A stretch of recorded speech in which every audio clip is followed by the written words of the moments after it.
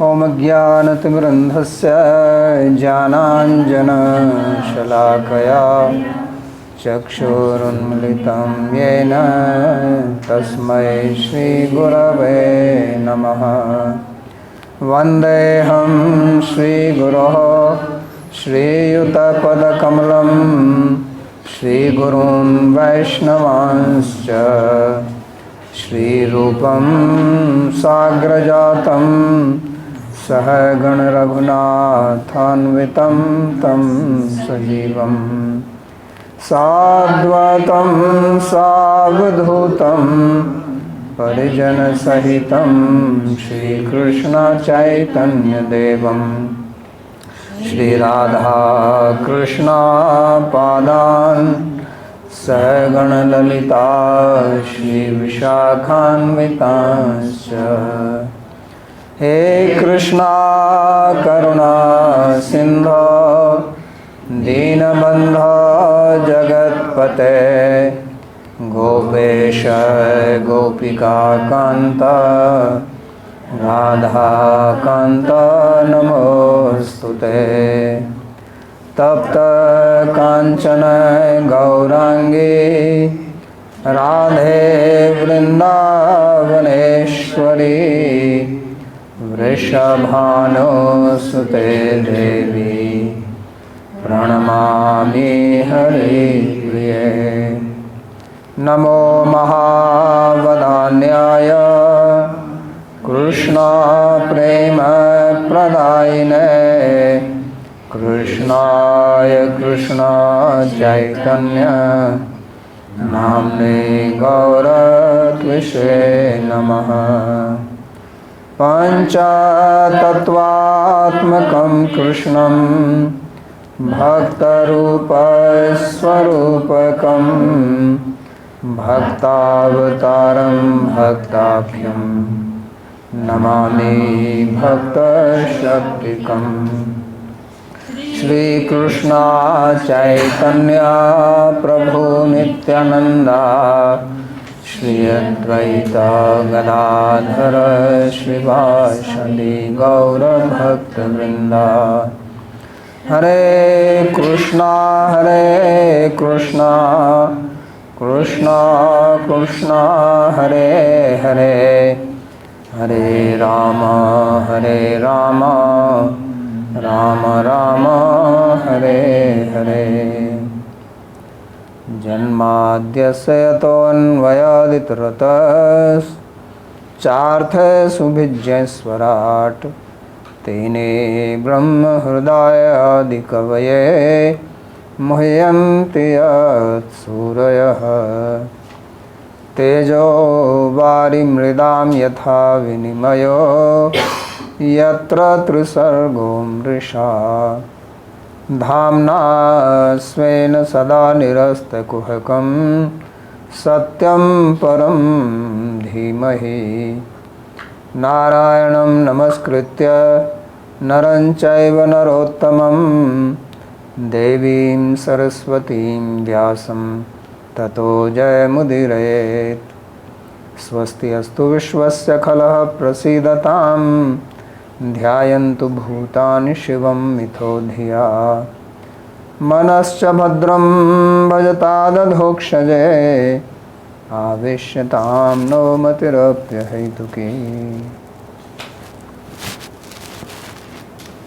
श्रीमद् भगवद गीता अध्याय 1 श्लोक 1।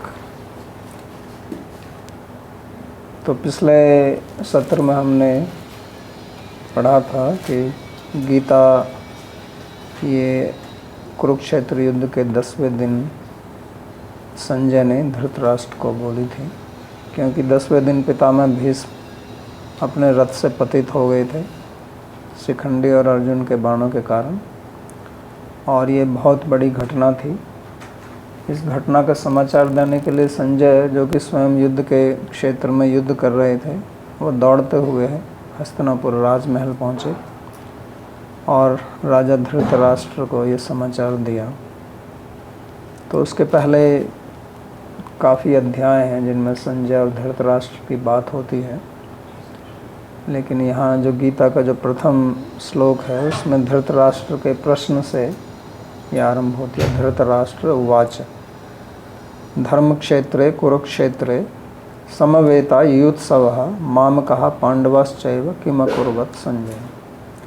धृतराष्ट्र ने पूछा कि हे संजय, धर्म क्षेत्र और कुरुक्षेत्र में मेरे और पांडु के पुत्र जो युद्ध के लिए एकत्रित हुए हैं उन्होंने क्या किया। तो ये इसका प्रश्न है, बहुत गूढ़ प्रश्न है, और इस श्लोक के जो शब्द हैं उन पर भी हम थोड़ा विचार करेंगे क्योंकि इसको समझना आवश्यक है। ये मूल प्रश्न है धृतराष्ट्र का। तो हम एक एक शब्द पर विचार करेंगे। पहले तो धृतराष्ट्र का नाम का क्या अर्थ है। सो धृता का मतलब होता है पकड़ना, धारण करना। ये उसी धातु से बना जिससे धर्म शब्द बनता है। धृति, धैर्य, धारणा, तो ये सब उसी धातु से आते हैं। तो धृता का मतलब होता है किसी चीज़ को पकड़ के रखना। और राष्ट्र आप जानते हैं, राष्ट्र का मतलब राष्ट्र, देश, कंट्री, या इसका मतलब होता है भूभाग का कोई हिस्सा, पृथ्वी का कोई हिस्सा, उसको राष्ट्र बोलते हैं यहाँ पर। तो इसका मतलब है कि जिसने राष्ट्र को पकड़ के रखा, यानी कि जिसकी आसक्ति है ज़मीन में। क्योंकि प्राय करके हम देखते हैं कि इस संसार में जो आप इतिहास उठा के देखें तो जो बड़े बड़े जितने भी युद्ध हुए हैं और छोटे मोटे जो भी युद्ध होते हैं वो प्राय करके 3 कारणों से होते हैं। एक ज़मीन को लेकर, एक धन को लेकर, एक स्त्री को लेकर। बड़ी बड़ी लड़ाइयाँ, बड़े बड़े युद्ध, महायुद्ध इसके कारण हुए हैं। तो वही कारण यहाँ पर दिखाया जा रहा है क्योंकि व्यक्ति का नाम ही धृतराष्ट्र है, यानी कि जिसकी बहुत बड़ी आसक्ति है धन में, संपत्ति में। राष्ट्र का मतलब संपत्ति भी होता है। और धृत का मतलब ये है कि उसने स्वयं अपना ही नहीं लेकिन दूसरे के अधिकार को जिसने लिया है। क्योंकि पांडवों का जो राज्य था वो इन्होंने हड़पा था जुए खेल कर, और जो शर्त थी वो पूरी होने के बाद भी ये लौटा नहीं रहे हैं। तो ये नाम वही दर्शाता है। तो ये मूल कारण है युद्ध का। और हम देखते हैं कि हमारे समाज में, परिवार में अनेक बार लड़ाई इसी को लेकर होती है। गाँव में, शहरों में, देशों में, राज्यों में आपस में लड़ाई होती रहती है सीमा को लेकर। भारत में भी कई राज्य हैं जो आपस में झगड़ते हैं, नहीं ये हमारी सीमा, ये हमारी है, या ये नदी का पानी हमको इतना मिलना चाहिए, हमको कम मिल रहा है। और देशों में तो होती रहती है। हमारे भारत के उत्तर भारत में बॉर्डर को लेकर चीन के साथ में कितना संघर्ष चल रहा है, चलता आया है कितने सालों से। तो ये धृतराष्ट्र इसी को बताता है। लेकिन यहाँ पे जो बहुत ही रोचक चीज़ है वो है कि ये युद्ध हो रहा है धर्म क्षेत्र में। युद्ध जब होने का निर्णय हो गया था, निश्चय हो गया था कि युद्ध होगा, तो उस समय ये निर्णय किया गया था कि युद्ध को कहाँ करना है। तो कुरुक्षेत्र ज़मीन को, ये जो क्षेत्र है हरियाणा में इस समय, दिल्ली के उत्तर भारत में, तो वहाँ पर निश्चित किया गया था। क्योंकि ये धर्म क्षेत्र है तो उन्होंने सोचा कि अगर युद्ध करें तो धर्म क्षेत्र में करें। उसका ये है कि यहाँ पर जो मरेगा तो उसको भी कुछ लाभ हो सकता है, और दूसरा ये है कि युद्ध करें तो शायद धर्म के नियमों का पालन करके करें। तो इस कारण से इस क्षेत्र को चुना गया था दोनों की सम्मति से। इसलिए दोनों तरफ की सेनाएं जो हैं वो यहाँ पर एकत्रित हुई थी कुरुक्षेत्र में। अब ये धर्म क्षेत्र जो है ये 2 शब्दों से बना हुआ है। इसमें पहला शब्द है धर्म, दूसरा है क्षेत्र। तो इसको भी हम समझेंगे कि वास्तव में धर्म किसको बोलते हैं। ये बहुत आवश्यक है इसको जानना, क्योंकि गीता धर्म, पहला शब्द ही गीता का धर्म है। और बहुत रोचक बात है कि अगर आप गीता के धर्म शब्द का पहला लें धर, और गीता का जो अंतिम है, ये स्वामी राम सुखदास की गीता में मैंने पढ़ा था बहुत पहले, जो गीता का अंतिम श्लोक है उसका अंतिम शब्द है मम। तो मम का अगर अंतिम अक्षर लें तो माँ, और धर्म का पहला लें धर, तो दोनों मिलकर धर्म ही बनते हैं।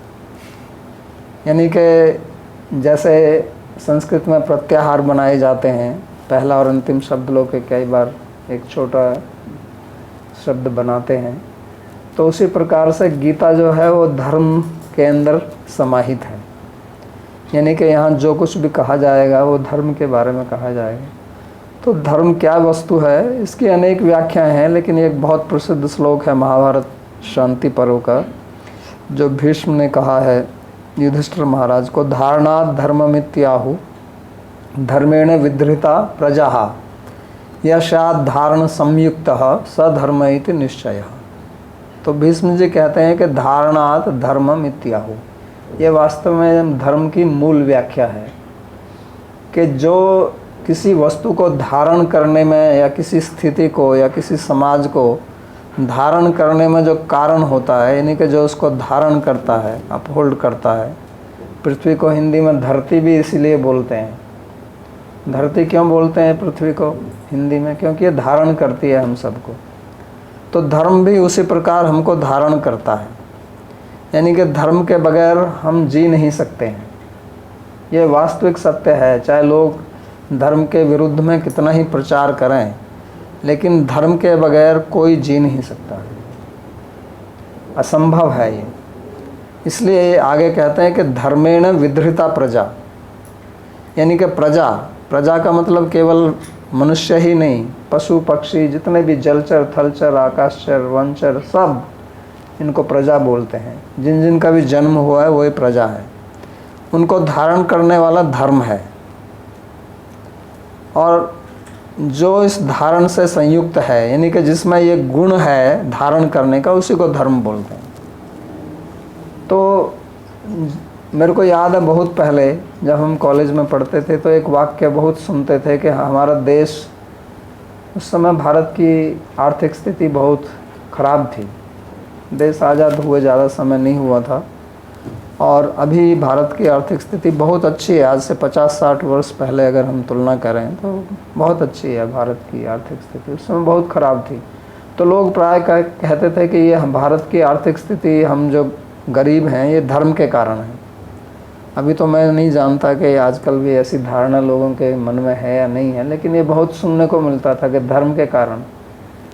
तो हमें तो उतना उस समय ज्ञान नहीं था, हम भी सुन लेते थे, और शायद हमने भी ऐसा कहा हो दूसरों को, मुझे याद नहीं है। क्योंकि कई बार कुछ वाक्य चल जाते हैं, तो जैसे आजकल कुछ लोग कह रहे हैं कि ये चंद्रयान चंद्रमा पर भेजकर क्या होगा, इतना पैसा नष्ट किया जा रहा है, गरीबों की गरीबी दूर करो इससे। तो कुछ लोग बोलते हैं, कुछ सुनते हैं, फिर वो चलने लगता है, उसी का तर्क देने लगते हैं, क्योंकि तर्क की कोई सीमा नहीं होती है।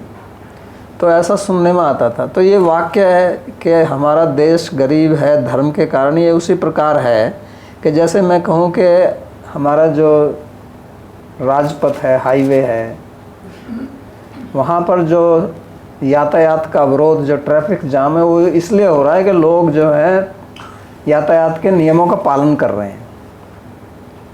अगर ये लोग यातायात के नियमों का पालन ना करें तो ट्रैफिक बहुत बढ़िया से चलेगा, यातायात बहुत सुचारू रूप से चलेगा। कोई ऐसा सोच सकता है क्या? कोई ऐसा नहीं कहेगा, क्योंकि अगर जो भी विदेश गया है और वहाँ पे देखा है कि ट्रैफिक जो है, यातायात कितने सुचारू रूप से वहाँ चलता है हाईवे पर, राजपथ पर, तो आप समझेंगे क्यों चलता है। क्योंकि वहाँ हर एक व्यक्ति जो यातायात के नियम हैं, यानी कि जो यातायात का धर्म है, उसका पालन करता है, इसलिए चलता है। और एक्सीडेंट होगा अगर उसका कोई पालन नहीं करेगा तो। कोई बहुत ज़्यादा गति से जा रहा है या ध्यान नहीं दे रहा है, या उसकी कार ठीक नहीं है, या गलत आ गया है, गलत तरीके से आ गया, तो उसमें फिर वो दुर्घटना होती है। या मैं कहूँ कि आप बीमार इसलिए हैं क्योंकि आप बहुत संतुलित भोजन करते हैं, आप बहुत नियमित रूप से भोजन करते हैं, इसलिए आप बीमार रहते हैं।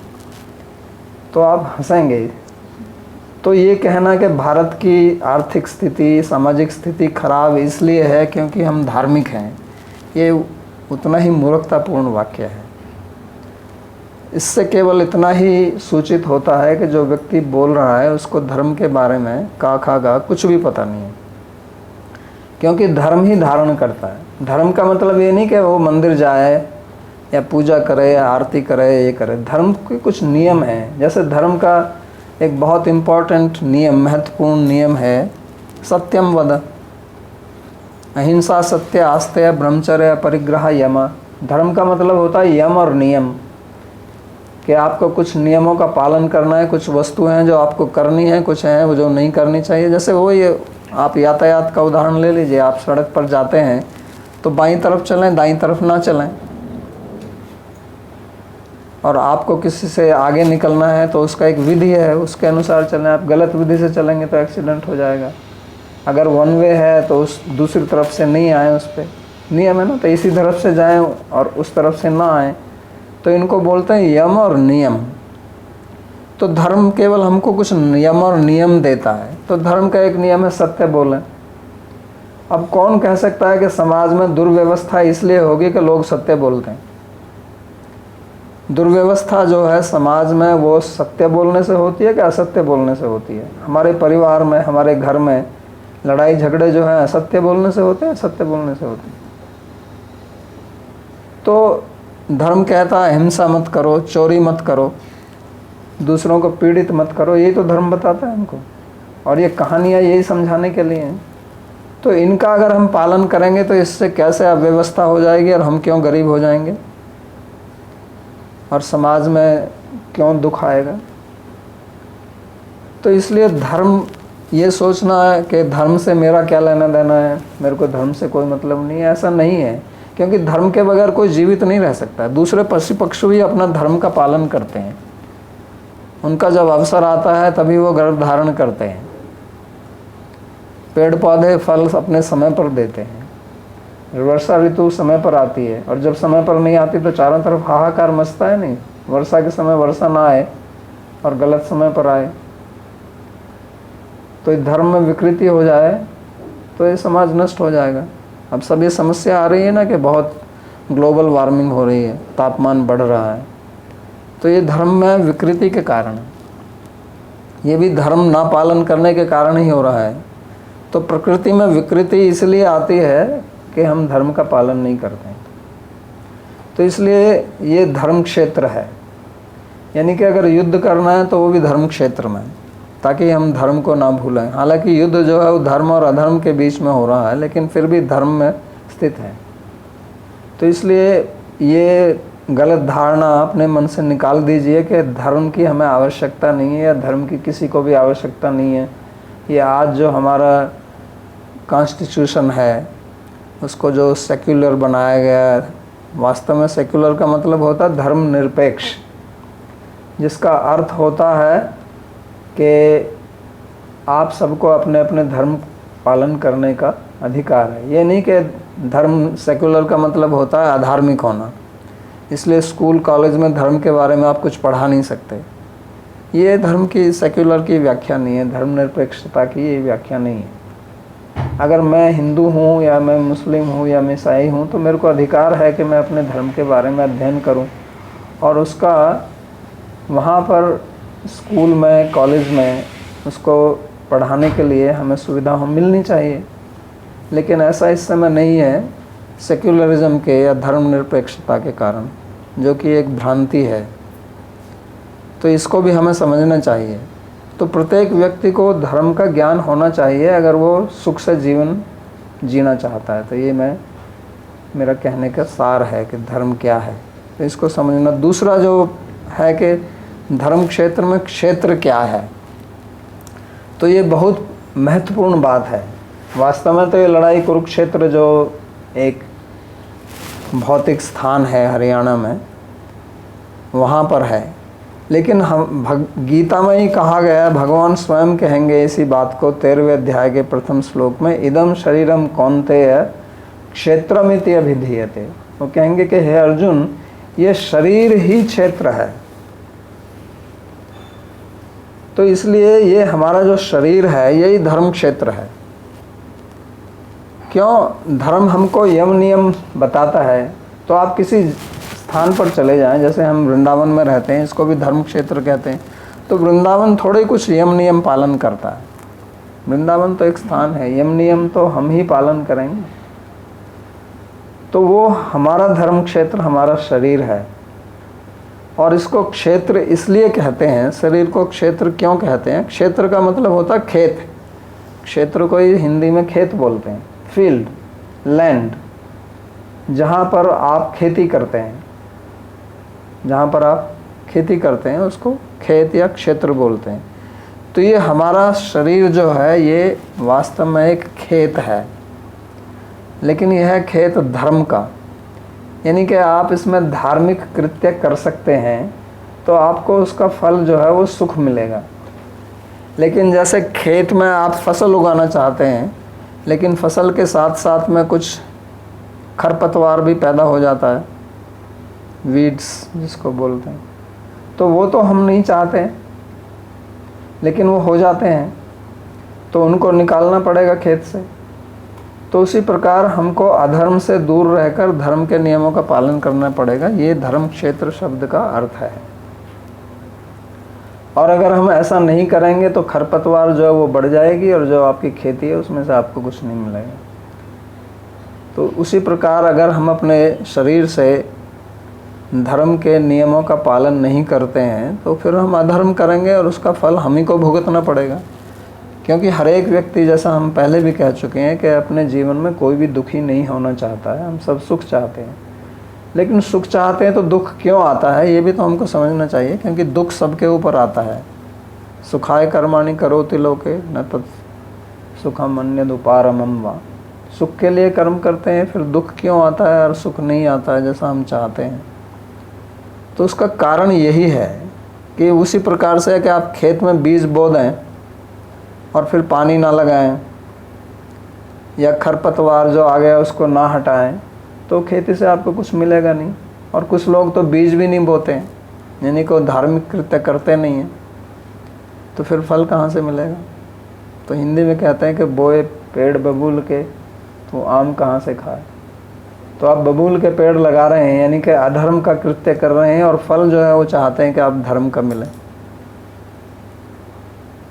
तो पुण्यस्य फलम इच्छन्ति पुण्यम नैच्छन्ति मानवः। पुण्य का फल हम चाहते हैं, यानी कि हम धर्म का फल चाहते हैं, लेकिन धर्म हम नहीं करना चाहते हैं। एंड फलम नैच्छन्ति पापस्य पापम कुर्वन्ति यत्नतः। हम पाप का फल नहीं चाहते हैं, लेकिन बहुत मेहनत से पाप करते हैं। बड़े मज़े की बात है। यानी कि हम धर्म का फल चाहते हैं, पुण्य का फल चाहते हैं, लेकिन पुण्य करना नहीं चाहते। पाप का हम फल नहीं चाहते हैं, लेकिन उसको बड़ा जी लगा के करते हैं, मन लगा के। तो यही मूर्खता का कारण है, यही हमारे दुख का कारण है। ये कोई बड़ी बात नहीं है। ये गीता यही समझा रही है यहाँ हमको आरंभ से ही। इसलिए गीता का आरंभ जो है पहले शब्द धर्म क्षेत्र से ही हुआ है, कि आपका जो क्षेत्र है, आपका शरीर है, इसको आप धर्म का क्षेत्र मानिए, इसलिए इससे अधर्म मत कीजिए। लेकिन इसका अर्थ ये नहीं है कि हमको युद्ध नहीं करना पड़ेगा। इसलिए दूसरा शब्द किया कुरुक्षेत्र। तो कुरुक्षेत्र का एक तो सीधा साधा अर्थ ये है कि बहुत पहले एक कुरु नाम के राजा हुए थे। उन्होंने यहाँ पर बहुत बड़ा यज्ञ किया था, और ये कुरुक्षेत्र जो है पहले से ही एक धार्मिक स्थान रहा है, इसलिए धर्म क्षेत्र उसी को कहा गया यहाँ पर। और उस राजा के नाम पर ये पूरा क्षेत्र भगवान से वरदान ले, लंबी कहानी है, भगवान से वरदान लिया, उन्होंने कहा इस जगह का नाम मेरे नाम पर हो, तो इसलिए तब से वो कुरुक्षेत्र हो गया। लेकिन कुरु का मतलब होता है करना। ये संस्कृत में क्री धातु है, उसी से कर्म शब्द बनता है, उसी से कार्य शब्द बनता है, उसी से कारण शब्द बनता है, तो उसी से कुरु बनता है। तो कहने का मतलब यह है कि ये जो हमारा शरीर है ये कुरुक्षेत्र है, यानी कि ये निठल्ला बैठने के लिए नहीं है, ये पुरुषार्थ के लिए हमें मिला है। हमें जो दो हाथ मिले हैं, जो और किसी के पास नहीं है, बंदर को छोड़कर। वो मनुष्य हाथ का मतलब होता है कि क्रिया शक्ति। कभी कभी आप देखते हैं कि कुछ देवियों के 10-10 हाथ हैं, देवताओं के 8 हाथ हैं, 4 हाथ हैं। उसका मतलब है कि उनके पास में बहुत क्रिया शक्ति है, कार्य करने की क्षमता है। तो हमको 2 हाथ भगवान ने दिए हैं क्योंकि ये हमारा शरीर जो है ये कुरुक्षेत्र है, इसमें हमें यहाँ सतत क्रिया करना है। न ही कश्चित क्षणमपि जातु तिष्ठति अकर्म कृत। भगवान ने ये कहा है, आगे 3रे अध्याय में जाके बोलेंगे वो, कि आप कभी भी निष्क्रिय होकर रह नहीं सकते। यानी कि जब आप सोच रहे हैं कि मैं कुछ नहीं कर रहा हूँ, तब भी आप कुछ ना कुछ कर रहे हैं, लेकिन उस करने से आपको लाभ नहीं होगा। तो काम तो आपको करना ही पड़ेगा, चाहे आप अमीर हैं, चाहे गरीब हैं, चाहे वृद्ध हैं, चाहे बालक हैं, चाहे स्त्री हैं, चाहे पुरुष हैं या कुछ और हैं। तो अगर करना ही है तो ठीक क्यों ना करें। जैसे मैंने पहले कहा था कि हमारा जीवन एक यात्रा है, तो यात्रा तो हमको करनी पड़ेगी। तो अगर हमें यात्रा करनी ही है तो हम ठीक जगह क्यों ना पहुँचें। तो इसलिए ये कुरुक्षेत्र का यही अर्थ है कि हमारा शरीर जो है वो क्षेत्र है, धर्म के लिए है और करने के लिए है। इसलिए हमको युद्ध तो करना पड़ेगा, लेकिन युद्ध जो है वो धर्म के लिए करें। तो धर्म क्षेत्र कुरुक्षेत्र समवेता। समवेता का मतलब होता है एकत्रित होना। तो वो दोनों कौरव और पांडव एक स्थान पर एकत्रित हुए हैं। जिन्होंने न्याय पढ़ा है तो वहाँ समवेत शब्द का एक और अर्थ होता है, समवाय संबंध से कोई चीज़ रहती है। जैसे चीनी में, सीधे भाषा में बताएं, चीनी में मिठास होती है। तो प्राय करके 2 चीज़ों का जब संयोग संबंध होता है तो मुख्य प्रकार से 2 प्रकार के संबंध हैं। जैसे इस टेबल के ऊपर एक कंप्यूटर रखा हुआ है तो इस संयोग संबंध है, दोनों का में आपस में संयोग हो गया। लेकिन चीनी में जो मिठास है या गुड़ में जो मिठास है वो संयोग संबंध नहीं है, उसको बोलते हैं समवाय संबंध। वो एक नित्य संबंध है, उसको आप हटा नहीं सकते। संयोग संबंध जो है वो अनित्य होता है। मैं कंप्यूटर को हटा दूँ, यहाँ से ऊपर उठा दूँ तो संयोग संबंध खत्म हो गया, उनका कोई संबंध नहीं है। लेकिन जो चीनी में मिठास है या कहें कि जल में जो स्वाद है, तो उसको आप अलग अलग नहीं कर सकते हैं, उसको समवाय संबंध से बोलते हैं। तो जो चीज़ किसी में रहती है समवाय संबंध से, उसको समवेत बोलते हैं। तो यहाँ कहने का अर्थ ये है कि ये कौरव और पांडव दोनों ही समवेत हैं, यानी कि उनका नित्य संबंध है। जैसे हमारी आत्मा इस समय शरीर में है, तो एक प्रकार से जब तक हमारा जीवन है तब तक वो संबंध नित्य ही है। ऐसा नहीं है कि आत्मा थोड़ी देर के लिए आप अलग कर दें और शरीर अलग रह जाए, फिर आ जाएं उसमें। जैसे कंप्यूटर को ऊपर उठा दिया, कहीं और ले गए, फिर ला के रख दिया, ऐसे तो नहीं है ना। जब से आप पैदा होंगे, जब तक जिएंगे, आत्मा का संबंध बना रहेगा शरीर के साथ में। उसी प्रकार कौरव पांडव जो हैं वो दोनों कुरुक्षेत्र में समवेत हैं, क्योंकि दोनों ही कुरु हैं। वास्तव में पांडव भी कौरव हैं, उनको कोई मना नहीं कर सकता है। आपका अगर किसी से जन्म हुआ है तो वो आपकी माँ है। जिस स्त्री से ने आपको जन्म दिया है गर्भ धारण करके, वो आपकी माँ है। आप उसको माने या ना माने, कहीं भी चले जाएं, वो संबंध तो कोई हटा नहीं सकता है। तो इसी प्रकार संवेद का मतलब है कि उनका वहाँ पर संबंध है, यानी कि उसको वो त्याग नहीं सकते हैं। और युयुत्सव देखा जाए तो वास्तव में इसमें उत्सव शब्द का आता है कि बड़ा फेस्टिवल है, लेकिन ये फेस्टिवल है लड़ाई का। ये कोई साधारण उत्सव नहीं है, ये युद्ध का उत्सव है, युयुत्सव। तो वहाँ पर एकत्रित हुए हैं वो युद्ध करने के लिए। और युद्ध का कारण क्या है, ये बहुत महत्वपूर्ण है समझना। तो इसका मैं अगली इसमें चला जाता हूँ, फिर बाद में आऊँगा। तो युद्ध का मूल कारण क्या है, वो है राग और द्वेष। तो जैसे ही हमारे पास हमारा शरीर है, तो ये स्वाभाविक ही है कि हमारा कुछ चीज़ों से राग हो जाता है, कुछ चीज़ों से द्वेष हो जाता है। इंद्रियस्य अर्थे राग द्वेषौ व्यवस्थितौ। ये बहुत ही स्वाभाविक चीज़ है कि कोई भी आप इंद्रिय ले लें, जैसे आप सबसे साधारण भोजन है, तो किसी को कुछ भोजन अच्छा लगता है और किसी को कुछ भोजन अच्छा लगता है। किसी को चावल अच्छे लगते हैं, किसी को रोटी अच्छी लगती है। कोई शाकाहारी है, कोई मांसाहारी है। कोई प्याज खाना पसंद करता है, किसी को प्याज की गंध भी सहन नहीं होती है। तो हमारे सबके अपने अपने राग और द्वेष हैं। तो यहाँ से ही ये द्वैत पैदा हो जाता है। हमारा जीवन जो है वो दो में बंट जाता है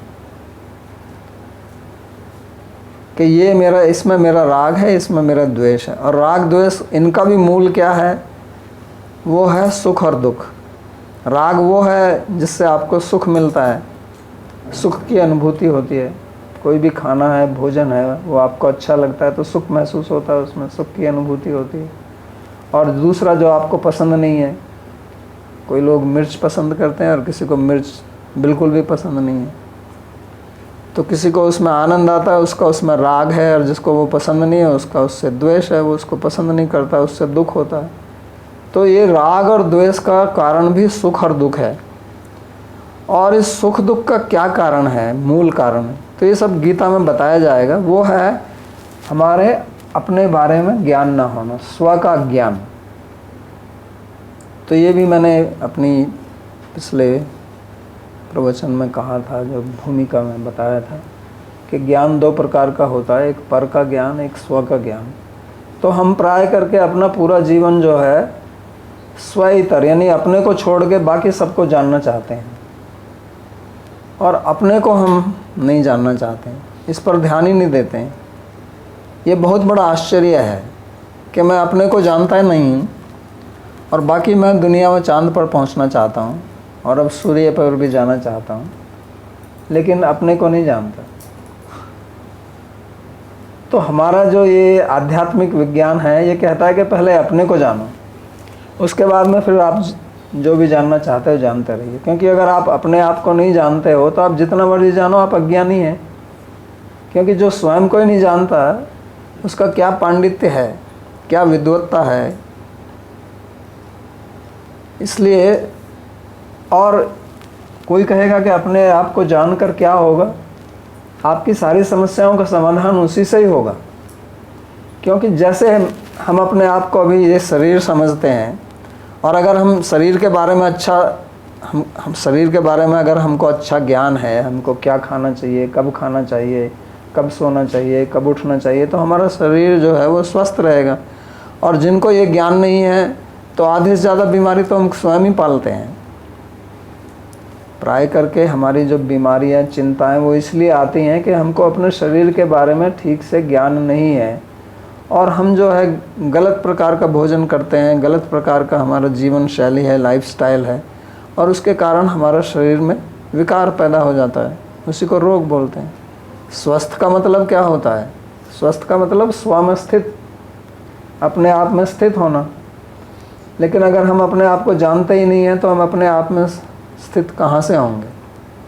इसलिए आज समाज में हर एक व्यक्ति अस्वस्थ है। क्यों? क्योंकि वो स्व में स्थिति नहीं है। अगर आपका अपना मकान है, लेकिन आपको पता ही नहीं है कि मेरा कौन सा मकान है, तो आप जहाँ भी जाएंगे वहीं से लात मार के भगाया जाएगा आपको। ये यहाँ क्यों आया, चल यहाँ से, ये तेरा घर थोड़े है। आपका कोई मित्र वित्र भी होगा, 2-4 दिन ठहरा लेगा आपको, फिर ये थोड़े कि ज़िंदगी भर रखेगा। कहता जा अपने घर जा, लेकिन आपको पता ही नहीं है कि मेरा घर कहाँ है। तो आप कुत्ते की तरह भागते रहेंगे इधर से उधर, और सब जगह आपको डंडा दिखाया जाएगा। तो यही स्थिति हमारी है। स्वस्थ होना केवल हमारे शरीर का ही धर्म नहीं है, मन का भी स्वस्थ है, स्वास्थ्य है, और अंत में फिर आत्मा। तो इसलिए हमें अपने आप का ज्ञान होना अत्यंत आवश्यक है, महत्वपूर्ण है। और जब तक वो ज्ञान नहीं होता है, तब तक हम इस सुख दुख, राग द्वेष और फिर युद्ध, इस झमेले में पड़े रहते हैं। और वो युद्ध जो है फिर हम राग द्वेष के कारण करते हैं। युद्ध भी जो है, क्योंकि हम इस संसार में रहेंगे तो हमको संघर्ष तो करना ही पड़ेगा। अगर आप भी स्वयं शांतिपूर्ण हैं व्यक्ति हैं, लेकिन दूसरे तो नहीं है, फिर भी उनके साथ में आपको संघर्ष करना पड़ेगा अपनी रक्षा के लिए। ये कोई आवश्यक नहीं है कि मैं युद्ध इसलिए कर रहा हूँ क्योंकि मेरे को इसकी आवश्यकता है, मेरे को किसी की संपत्ति छीननी है या मेरे को कुछ किसी से प्राप्त करना है। मैं अपने आप में संतुष्ट हूँ, निश्चिंत रहता हूँ, मेरी कोई आवश्यकता नहीं है, मैं किसी को परेशान नहीं करना चाहता, लेकिन फिर भी दूसरे परेशान कर सकते हैं, तो उनसे मेरे को युद्ध करना पड़ेगा अपने बचाव के लिए। तो पांडव लोग यही तो कर रहे हैं, उनको तो कोई आवश्यकता नहीं है लड़ने की, ना वो लड़ना चाहते थे। वो तो केवल 5 गांव भी लेकर संतुष्ट रह सकते थे, लेकिन वो भी उनको नहीं मिले, तो फिर उनको लड़ना पड़ेगा। तो उस लड़ने का मूल कारण जो है वो राग द्वेष, और उसका मूल कारण सुख दुख की इच्छा, और उसका मूल कारण जो है वो है स्व का अज्ञान। तो ये गीता हमको समझाती है। तो हम वापस श्लोक पर जाते हैं। धृतराष्ट्रवाच धर्म क्षेत्र कुरुक्षेत्र समवेता युद्ध सवय। तो युद्ध का कारण आपने जाना, युद्ध करने की इच्छा से धर्म क्षेत्र कुरुक्षेत्र पर वो एकत्रित हुए हैं। अब ये कौन कौन हैं? तो एक है मामका और एक पांडवास। तो 2 विभाग धृतराष्ट्र जी ने यहाँ पर कर दिए कि एक है मेरे पुत्र, एक है पांडु के पुत्र। तो वास्तव में तो दोनों एक ही परिवार के हैं, दोनों ही कौरव हैं, पांडव भी कौरव हैं, उसके पुत्र भी कौरव हैं, लेकिन राग और द्वेष के कारण जो है 2 में विभाजित वो उनको कर रहे हैं। तो एक मेरे हैं माम का, एक जिनमें मेरी आसक्ति है, और एक दूसरे वाले हैं। वास्तव में तो पांडव भी उन्हीं के ही हैं, क्योंकि उनका तो एक संयुक्त परिवार था ना, जॉइंट फैमिली थी, एक साथ में ही रहते थे, एक साथ में ही पले हैं। ये पांडु और धृतराष्ट्र एक साथ में ही तो रहते थे ना, और उनके बच्चे भी एक साथ में रहे, उनका अध्ययन भी एक साथ में हुआ, कोई अलग अलग नहीं थे। हालांकि 2 भाइयों के पुत्र हैं, लेकिन थे तो एक साथ में। जैसे हमारे भारत में पहले संयुक्त परिवार की प्रथा थी, लोग एक साथ रहते थे, तो एक साथ ही रहते थे।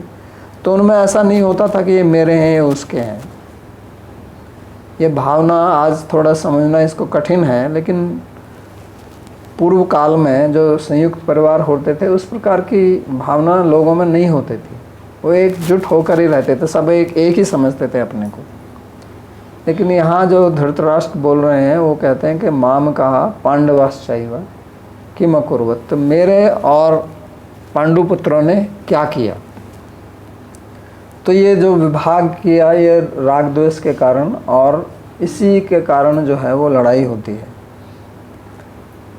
और ये अपने शरीर में आसक्ति के कारण होता है। तो इसमें फिर प्रश्न हो सकता है, तो इसका क्या अर्थ है कि हमें अपने परिवार में संबंध नहीं बनाने चाहिए, आसक्ति नहीं होनी चाहिए? नहीं, ये कहने का मतलब नहीं है। परिवार तो आपका रहेगा, आप उसको कोई समाप्त नहीं कर सकता है, समाज उसी तरह से गठित हुआ है, बना है। लेकिन ये आसक्ति रखना जो है और फिर दूसरों के प्रति दुर्भाव करना, ये गलत है। आपके पुत्र हैं, आपकी पुत्री हैं, भाई हैं, बहन हैं, उनसे आप प्यार कीजिए, प्यार से व्यवहार कीजिए, लेकिन इसका मतलब ये नहीं है कि दूसरों के साथ में आप द्वेष करें, दूसरे की संपत्ति हड़पें, दूसरे को गलत दृष्टि से देखें या उसको परेशान करें। तो ये ही यहाँ पर मूल समस्या है, क्योंकि यहीं पर अधर्म आता है। तो ये प्रश्न जो है वो संजय से कर रहे हैं कि उन्होंने वहाँ पर क्या किया। तो संजय जो है इसका क्या मतलब होता है? संजय का मतलब होता है जो विजयी होता है। विजयी किस पर? विजय यहाँ कोई युद्ध वाली विजय नहीं है, प्राय करके हम सोचते हैं विजय, लेकिन आजकल जैसे आपस में कुछ क्रीड़ा होती है, क्रिकेट मैच होता है, उसमें भी तो जय विजय होती है ना, जय पराजय। तो संजय जो है उसको संजय इसलिए कहा गया है कि उसने राग और द्वेष के ऊपर विजय प्राप्त की है। संजय एक ऐसा व्यक्ति है जो राग द्वेष से ऊपर उठा हुआ है। फिर भी वो लड़ने के लिए गया था, ऐसा नहीं है कि वो नहीं गया था, क्योंकि वो धृतराष्ट्र का जो है वो सचिव है, सेक्रेटरी है, तो उनकी तरफ से उसको लड़ना है। लेकिन वो पांडवों का विरोधी नहीं है, वो निष्पक्ष व्यक्ति है। तो प्रश्न अगर आप किसी से करें तो ऐसे व्यक्ति से करें जो आपको निष्पक्ष उत्तर दे सके। संजय कहने का मतलब, जो संजय को यहाँ प्रश्न पूछा गया है धृतराष्ट्र का, तो इसके पीछे भाव ये है कि अगर आप सही उत्तर चाहते हैं किसी विषय में, तो आपको वो सही उत्तर जो है वो निष्पक्ष व्यक्ति ही दे सकता है। जो किसी का पक्षपाती होगा तो वो उसी प्रकार से बोलेगा। कोई इस पार्टी का व्यक्ति है तो वो उस पार्टी के अनुसार बात करेगा, कोई दूसरी पार्टी का व्यक्ति है तो उसकी दृष्टि अलग ही होगी। जब हमारा पक्षपात होता है तो हम अपने पक्ष में गुण देखते हैं और दूसरे में दोषों का अन्वेषण करते हैं। ये स्वाभाविक है, क्योंकि हम अपने अंदर जो है वो दोष नहीं देख सकते। कोई भी व्यक्ति अपने अंदर दोष नहीं ढूंढता है, दोषान्वेषण दूसरों के अंदर होता है। तो इसलिए अगर हम एक पक्ष के हैं तो हम उस पक्ष में फिर दोष नहीं देखते। हमारी बुद्धि जो है वो एक प्रकार से अपने अंदर दोष देखने के लिए कुंठित रहती है, उसकी योग्यता नहीं रहती। और दूसरे के लिए, दूसरे में दोष देखना, उसमें हम बहुत प्रवीण होते हैं। हमारी प्रवीणता, एक्सपर्टीज़ वो दूसरों में है, दूसरों में दोषान्वेषण करने की है। तो इसलिए संजय से प्रश्न पूछा गया ताकि वो निष्पक्ष होकर बता सके कि युद्ध में क्या किया और किम कुर्वत। अब वहाँ क्या कर सकते हैं? युद्ध ही करेंगे या युद्ध ना करेंगे? क्या करेंगे? पहले वो खुद ही बोल रहा है कि लड़ने के लिए गए हैं, तो क्या करेंगे भाई? पूछना तो ये चाहिए था कि वहाँ पे युद्ध में क्या हुआ, किसने किसको मारा। लेकिन ये एक प्रश्न जो है, इसके पीछे भी एक भाव है कि कुछ नई चीज़ युद्ध से हटके तो कुछ अलग नहीं हुआ। तो इसके विषय में अनेक जो संस्कृत के टीकाकार हैं, कमेंटेटर्स हैं भगवत गीता पर, वो कहते हैं कि उसके मन में शायद ये शंका हो सकती है कि दूसरी तरफ पांडवों के राजा जो हैं वो धर्मराज युधिष्ठिर हैं और ये धर्म क्षेत्र है, इसलिए धर्म क्षेत्र शब्द का उसने प्रयोग किया। कहीं ऐसा तो नहीं है कि उनके मन में ये आ जाए कि यार ये परिवार का विनाश क्यों किया जाए, जैसा कि अर्जुन के मन में आता है। अर्जुन आगे जाके कहेगा कि मैं क्यों इनको मारूं, कथम भीष्मम अहम संख्ये द्रोणम च मधुसूदन ईशुभि प्रतियोत्सामी पूजा रहा हरिसूदन, बोलता है ना आगे जाके। तो धृतराष्ट्र भी यही सोच रहा है कि कहीं ऐसा तो नहीं कि धर्मराज युद्ध करना छोड़ दे, तो उससे तो उसको प्रसन्नता होती, क्योंकि वो तो राज्य देना नहीं चाहता। अगर वो खुद ही चला जाए तो अच्छा है, हमको लड़ना भी नहीं पड़ा, हमको राज्य मिल गया, डर के भाग गए, जो भी वो कहेंगे उस बाद में। दूसरी तरफ उसकी ये भी शंका हो सकती है कि कहीं दुर्योधन का ही तो मन ना बदल जाए कि क्यों इस प्रकार का युद्ध करना, क्यों अपनी कुल की हानि करनी है, और ऐसा वो नहीं चाहता था। तो इन विचारों के साथ में वो ये प्रश्न को करता है कि वहाँ युद्ध के क्षेत्र में क्या हुआ। तो वास्तव में तो ये प्रश्न उठाया जा सकता है कि ये तो 10वां दिन था, लड़ाई तो वहाँ चल ही रही थी। तो इस प्रकार की व्याख्या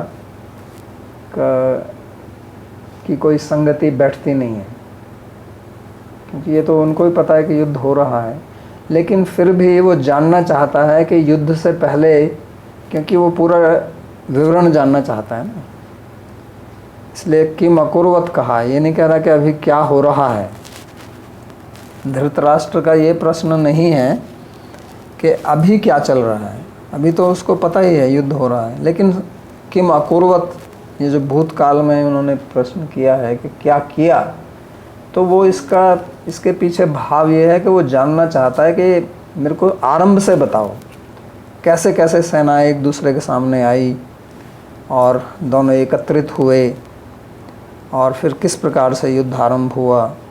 तो जैसे किसी की किसी विषय में रुचि रहती है तो उसके बारे में कोई समाचार आए तो एक एक अक्षर को वो पढ़ेगा, जानना चाहेगा।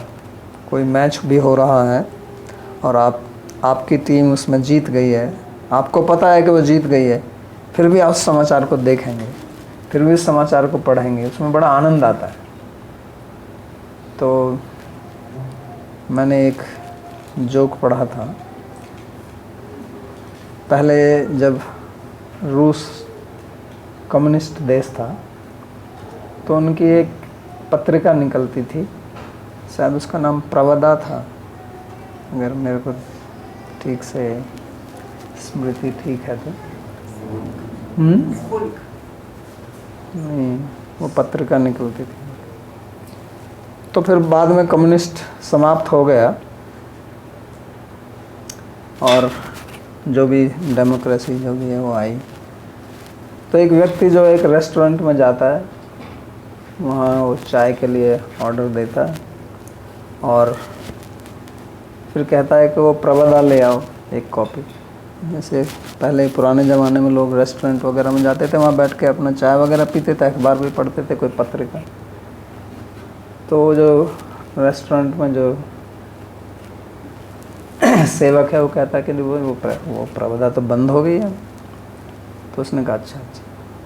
अगले दिन वो जाता है, फिर वो अपनी चाय के लिए ऑर्डर देता है। फिर जब वो चाय लाता है कहता है एक कॉपी प्रवदा की लाओ। तो उसने कहा महाराज वो तो बंद हो गई, आपको मैंने कल बताया था। अच्छा बंद हो गई। वो तीसरे दिन भी यही करता है, चौथे दिन भी। तो अंत में वो बोलता है कि मैं 4-5 बार तो आपको बोल चुका हूँ कि यार वो बंद हो गई है, नहीं वो छपती नहीं है, वो क्यों आप बार बार उसी को पूछते रहते हो। तो कहता है ये तो मेरे को भी पता है कि यार वो बंद हो गई है, लेकिन मेरे को बड़ा मज़ा आता है सुन के कि वो बंद हो गई, इसलिए मैं पूछता हूँ। जब आप ये कहते हो ना कि वो बंद हो गई है तो मेरा हृदय प्रसन्न हो जाता है, इसलिए पूछता हूँ। तो इसी प्रकार से जब आपकी किसी चीज़ में आसक्ति होती है या किसी से द्वेष होता है, वहाँ उसका द्वेष था उससे, तो इसलिए उसको आनंद आता है सुन के कि ख़त्म हो गया। तो इसी प्रकार आपकी किसी चीज़ में आसक्ति होती है तो उसके बारे में सुनकर आपको आनंद आता है, बार बार सुनकर। तो इनकी भी इसमें आसक्ति है, युद्ध में बहुत आसक्ति है। युद्ध में आसक्ति नहीं है, युद्ध के फल में आसक्ति है। इसलिए ये जानते हुए भी कि युद्ध चल रहा है, ये 10वां दिन है, फिर भी ये प्रश्न करते हैं कि ये क्या उन्होंने किया यहाँ पर। तो इसलिए किम अकुर्वत संजय। और संजय को जो है वो व्यास जी ने दिव्य दृष्टि दी थी। तो वास्तव में कथा तो यह है कि व्यास जी जो है वो दिव्य दृष्टि धृतराष्ट्र को भी देना चाहते थे। आरंभ में युद्ध होने से पहले व्यास जी आए थे धृतराष्ट्र के पास में, क्योंकि वास्तव में तो धृतराष्ट्र उन्हीं के पुत्र हैं व्यास जी के। और उन्होंने कहा था कि अगर आप देखना चाहते हैं तो मैं आपको दिव्य दृष्टि दे सकता हूँ। तो धृतराष्ट्र ने मना कर दिया। तो उन्होंने कहा कि आप संजय को दे दीजिए। तो ये तो कहानी है इस प्रकार से, इसके पीछे वास्तविकता क्या है उसको समझना, क्योंकि ये जो कहानियाँ हैं इनके पीछे कुछ वास्तविकता रहती है जो बताने का प्रयास हमारे व्यास जी करते हैं। तो कहने का मतलब ये है कि अंधा क्यों है वो। एक तो अंधा इसलिए होता है कि आदमी के उसकी आँख में कुछ कमी है, न्यूनता है। और एक अंधापन आता है हमारी आसक्ति के कारण। पश्यम अपि न पश्यति, देखते हुए भी ना देखना, वो उनका वास्तव में अंधा था, ये तो कहानी में बताया जाता है। लेकिन एक उनकी जो वास्तविक अंधापन है धृतराष्ट्र का, वो है उनकी आसक्ति के कारण। अपनी आसक्ति के कारण वो वास्तविकता में देख नहीं सकते, इसलिए उनको दिव्य दृष्टि नहीं मिल सकती है। क्योंकि दिव्य दृष्टि उसी को मिलेगी जो राग और द्वेष से ऊपर जाएगा, उसी को दिव्य दृष्टि मिलेगी। जैसे भगवान ने अर्जुन को दिव्य दृष्टि दी, और वो तब दी जब वो उनको समझ चुके थे। जब अर्जुन भी अपने मोह से बाहर निकल गए थे, उस समय उन्होंने कहा दिव्यम ददामि ते चक्षु, मैं आपको दिव्य चक्षु देता हूँ, इससे आप देख सकते हैं। तो कहने का मतलब ये है कि जो वास्तविकता है वो हमारी समझ में तभी आती है जब हम राग और द्वेष से ऊपर उठ जाते हैं। जब तक हमारा किसी में राग रहेगा हम उसको वास्तविकता से नहीं समझ सकते हैं। जब तक हमारा किसी के प्रति द्वेष रहेगा उस व्यक्ति को भी हम ठीक से नहीं समझ सकते हैं। इन दोनों से जब हम मुक्त हो जाते हैं तो हमको एक नई दृष्टि मिलती है। और ये ज़रूरी नहीं है कि हम यहीं बैठ के सब कुछ देख रहे हैं संजय के बारे में। ये तो कहानी इसलिए बनाई गई है ताकि रोचक बने और लोग इसको देखें, लेकिन इसके पीछे जो शिक्षा है उसको हमें ग्रहण करना है। और यही भगवत गीता हमें सिखाती है और सिखाएगी भी आगे। बार बार भगवान कहेंगे राग द्वेष से ऊपर उठना, सुखे दुखे समय कृत्वा लाभा लाभो जया जयो ततो युद्धाय जस्व नैवम पापम वाप्स्यसि। उनका एक बहुत महत्वपूर्ण श्लोक दूसरे अध्याय में आएगा जो बोलेंगे कि आप सुख दुख लाभ हानि जय पराजय ये जो द्वंद्व हैं इनसे ऊपर चले जाओ। द्वंद्व मोहे न भारत है, द्वंद्व से ऊपर उठना, और तब आप युद्ध कीजिए, आपको कोई पाप नहीं लगेगा। तो ये पाप पुण्य जो है ये तभी तक चलता है जब हम इसमें लिप्त रहते हैं। हमारे जो राग और द्वेष इसमें लिप्त रहते हैं, क्योंकि जब तक हमारा राग द्वेष रहता है तब तक हम वास्तविकता को नहीं पहचान सकते हैं। और इससे मुक्त होना उसी में बड़ा आनंद है। पर ये मुक्त होना आसान नहीं है, बहुत कठिन काम है। इसके लिए आपको युद्ध करना पड़ेगा। वास्तव में युद्ध जो है वो अपने राग द्वेष से ही है। ये हमारा शरीर जो है यही कुरुक्षेत्र है, यही धर्म क्षेत्र है, और दोनों पांडव और कौरव हमारे ही अंदर हैं, वो कहीं बाहर नहीं है। बाहर थे, युद्ध हुआ था, ऐसा नहीं है कि युद्ध नहीं हुआ था, मैं वो नहीं कह रहा हूँ। लेकिन इस समय गीता जो चल रही है वो हमारे अंदर चल रही है। ये हमारा शरीर ही धर्म क्षेत्र है, यही कुरुक्षेत्र है, यहीं पर ही पांडव और कौरव बैठे हुए हैं हमारे मन के अंदर ही। दोनों उसी में समवेत हैं। जो कहा ना कि समवाय संबंध से रहना समवेत, दोनों एकत्रित एक ही जगह, एक ही मन, एक ही परिवार से जैसे ये पैदा हुए थे, उसी प्रकार से हमारे मन में ही धार्मिक विचार और अधार्मिक विचार दोनों आते हैं और उन्हीं का द्वंद्व होता है। तो उसको हमें निष्पक्ष भाव से देखना, संजय की तरह। जैसे संजय देखता है उससे ऊपर उठकर, तो उसी प्रकार हमें देखना है। क्योंकि अगर किसी और से आप पूछते तो वो गीता इस प्रकार से वर्णन नहीं कर सकता था जैसे संजय ने की है। वो अपने चश्मे से देखता। इसमें मैं आपको एक और चुटकुला सुना के अपनी बात को समाप्त करता हूँ कि पहले गांवों में पैंठ लगा करती थी। पैंठ लगती थी पंडित जी, जहाँ अभी भी लगती हैं गाँव में, लेकिन अब ये प्रथा ख़त्म हो रही है। अब तो मॉल आ गए हैं। जैसे आजकल के मॉल है ना, ऐसे गांव में पैंठ लगा करती थी किसी किसी स्थान पर। आसपास के जो छोटे बड़े शहर होते थे तो वहाँ पर लोग अपने पशु कोई चीज़ जो बेचनी है वो सब लेके आते थे, और एक दिन दो दिन जो भी है वो लोग बेचने वाले और ख़रीदने वाले दोनों जाते थे, उसको पैंठ बोलते थे। लोग कहीं भी बैठ जाते थे। तो एक व्यक्ति को जो है एक गाय खरीदनी थी, गाँव का आदमी था, तो वो गया पैंठ में, उसको एक गाय पसंद आई, गाय को खरीद के ले आया वो। अब गाय को लेके गांव में आ गया अपने, लेकिन वो बड़ा गरीब आदमी था, उसके पास में घास वास का ज़्यादा इंतज़ाम नहीं था। उसको सूखा चारा डालता था, वो सूखी घास। अब वो गाय उसको खाए नहीं, क्योंकि वो गाय जो है वो बहुत बड़े अमीर आदमी की थी, जिसके पास में सैकड़ों ज़मीन थी, गाय चरती रहती थी। लेकिन उसके पास में बहुत गाय थी, उसने कहा एक दो और बेच देते हैं, तो उसने बेच दी। अब इस गाय को आदत पड़ी थी हरा चारा खाने की, और यहाँ हरा चारा वो बेचारा गरीब आदमी दे नहीं सकता है, तो खा नहीं रही है। अब खाएगी नहीं तो दूध नहीं देगी। तो इसने कहा मैं तो मर गया, मेरा पैसा तो बेकार गया, क्योंकि अब उसको लौटा भी नहीं सकते। पैंठ में आप किसको लौटाएंगे? कोई दुकान तो है नहीं कि वहाँ बैठा होगा कि भैया गाय अपनी वापस ले लो, तो दूध चारा ही नहीं खाती है। तो बड़ा परेशान हुआ बेचारा। तो गांव में पंडित जी थे एक, जिनको लोग कहते थे कि बड़ा विद्वान आदमी है। तो उनके पास में गए, उनको कहा पंडित जी हमारी बड़ी समस्या है, आप सबकी समस्याओं का समाधान करते हो, हमें भी बता दो कुछ। उसने कहा क्या हो गया बेटा, बता क्या है। उसने कहा मैं गाय खरीद कर लाया हूँ, अब वो चारा नहीं खाती है। तो उसने पूछा, तो पंडित जी समझ गए कि चारा क्यों नहीं खा रही है। तो उसने कहा खाएगी, मैं आपको एक इलाज बताता हूँ इसका। क्या है? कहता तू इसको जो है ना एक हरा चश्मा लगा दे।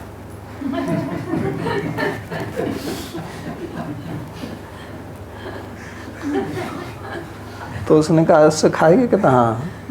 तो गया बाजार में जाके जो है वो एक हरा चश्मा खरीद लाया और गाय की आंख पे लगा दिया। गाय खाने लगी, क्योंकि इसको तो हरा दिख रहा था। तो उसने कहा भाई पंडित जी ये तो आपका बड़ा कमाल है, मैं तो सोच रहा था कि इसका कुछ इलाज कराना पड़ेगा, डॉक्टर बुलाना पड़ेगा, ये तो सस्ते में 20 रुपए में इलाज हो गया। तो हमारे ऊपर भी इसी प्रकार के चश्मे लगे हुए हैं, राग और द्वेष के, और हम उसी से देखते हैं हमेशा। और हम आप अपने मन में किसी के बारे में कुछ धारणा बना लेते हैं, ये तो इसी प्रकार का, ये तो इसी प्रकार का, उसी प्रकार से फिर हम व्यवहार करते रहते हैं और यहीं पे सब लड़ाई झगड़े और संबंध बिगड़ते रहते हैं और इसी से हम परेशान हो जाते हैं। तो वो राग द्वेष पैसे के कारण हो सकता है, किसी वस्तु के कारण हो सकता है, और किसी के, जो मैंने एक श्लोक पिछले प्रवचन में बताया था कि अर्थातुराणाम न श्रुहिन न बंधु, कामातुराणाम न भयम न लज्जा, चिंतातुराणाम न सुखम न निद्रा, क्षुधातुराणाम न बलम न तेजः। तो अर्थ और काम ये दो चीज़ें हैं जिनके कारण युद्ध होता है। या तो कोई संपत्ति होगी, अर्थ का मतलब संपत्ति है, काम का मतलब किसी व्यक्ति विशेष से आपका संबंध है उसके कारण से, तो इनको लेके युद्ध होता है और वो उन्हीं से हमारा उन्हीं में राग द्वेष रहता है। तो इस राग द्वेष से मुक्ति पानी है। ऐसा नहीं कि आप पैसा कमाने की कोई मनाही नहीं है, आप खूब पैसा कमाइए। भगवान तो लक्ष्मी को अपने हृदय पर ही रखते हैं, लक्ष्मी नारायण ही उनका नाम है, लेकिन वो मुक्त है। लेकिन उसमें आप राग मत कीजिए। तो ये विद्या हमको भगवत गीता सिखाती है और ये बहुत महत्वपूर्ण विद्या है। तो वास्तव में मैंने एक स्लाइड बनाई थी, गृह कार्य, आप चाहें तो इसको आप कर सकते हैं। अपने राग द्वेष की सूची बनाओ और उसका विश्लेषण करो, एक लिस्ट बनाओ, मेरा कहाँ पर राग है। प्रैक्टिकल एप्लीकेशन है ये भगवत गीता का, ये नहीं कि सुन लिया चले गए फिर खत्म कहानी। आप अपने आप ही विश्लेषण करो, मेरा किन किन चीज़ों में राग है, किन किन से मेरा द्वेष है, किस व्यक्ति को मैं पसंद नहीं करता हूँ। फिर देखिए कि जिस चीज़ में राग है उससे कितना सुख मिल रहा है आपको, और जिससे आपका द्वेष है उससे कितना सुख मिल रहा है और कितना दुख मिल रहा है उसका, कितना समय आप व्यर्थ गंवाते हैं उसमें, क्या आपको लाभ मिलता है। तो इनको आप चिन्हित कीजिए, और जिनसे आपको कोई भी प्रयोजन सिद्ध नहीं हो रहा है उसको छोड़िए। ये आपके हाथ में है, इसको और कोई नहीं कर सकता है। कोई इसके लिए कोई इंजेक्शन नहीं है, कोई आपको डॉक्टर टैबलेट नहीं दे सकता है, कोई ऑपरेशन नहीं कर सकता है आपका ब्रेन का। ये आपको स्वयं करना पड़ेगा, ये युद्ध आपको करना पड़ेगा। भगवान इसलिए तो रथ को हाँक रहे हैं, भगवान युद्ध नहीं कर रहे हैं। इस कुरुक्षेत्र में भगवान ने युद्ध नहीं किया। क्यों नहीं किया?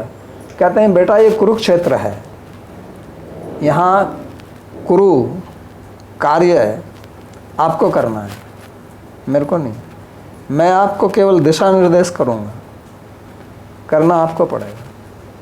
तो ये राग द्वेष हमारे अंदर ही बैठे हुए हैं, कौरव पांडव हमारे अंदर ही बैठे हुए हैं। तो उनको आप चिन्हित कीजिए, देखिए आपके मन में कौन पांडव है और कौन दुर्योधन है, कौन दुशासन है और कौन भीम है, कौन युधिष्ठिर है। और फिर देखिए कि आप अपने आप ही निर्णय कीजिए। मैं नहीं कह रहा कि आपको छोड़ना है ये राग और द्वेष, आप ये स्वयं पता लगाइए कि इससे मेरे को क्या मिल रहा है। क्योंकि लोग दुखी रहते हैं, चिंता आतुराणाम न सुखम न निद्रा। मैं ऐसे बहुत लोगों को जानता हूँ जिनके पास में कुछ भी कमी नहीं है, घर है, मकान है, नौकरी है, पैसा है, कार है, बंगला है, पत्नी से वो, लेकिन बिल्कुल दुखी एकदम से, सुख नाम का लेस भी नहीं है, एक छोटा सा सुगंध भी नहीं आती है सुख की उसमें। और उसका कारण क्यों कि चिंताओं से मन भरा हुआ है, व्यर्थ की चिंता जिसका कोई प्रयोजन नहीं। जाल बनाते रहते हैं बैठ के। जो लोग जप करते हैं उनको पता होगा कि जप करने के समय कितना जाल आता है मन में, व्यर्थ का, कोई प्रयोजन नहीं। तो इसको निकालना है, संजय बनना है, तब आप गीता को बोल सकेंगे, गीता को समझ सकेंगे। तो आज का प्रवचन मैं इसी के साथ समाप्त करता हूँ। किसी के कोई प्रश्न हो तो पूछ सकते हैं।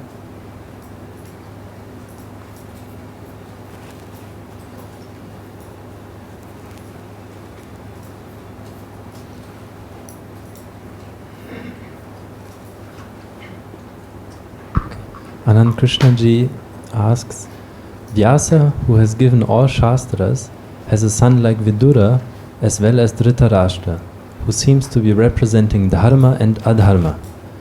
Is there any hidden lesson for us in this, that the same Vyasa has a dharmic and adharmic sons? भगवान दोनों ही ये प्रश्न पूछ रहे हैं कि व्यास जी ने ही धृतराष्ट्र को पैदा किया, विदुर जी को भी पैदा किया उन्होंने। एक धर्म का प्रतिनिधि है, दूसरा अधर्म का। तो इसके पीछे क्या शिक्षा मिलती है? तो शिक्षा यही है कि भगवान जो है वो हर चीज़ के स्रोत वही हैं। धर्म अधर्म उनसे बाहर कोई भी चीज़ नहीं है।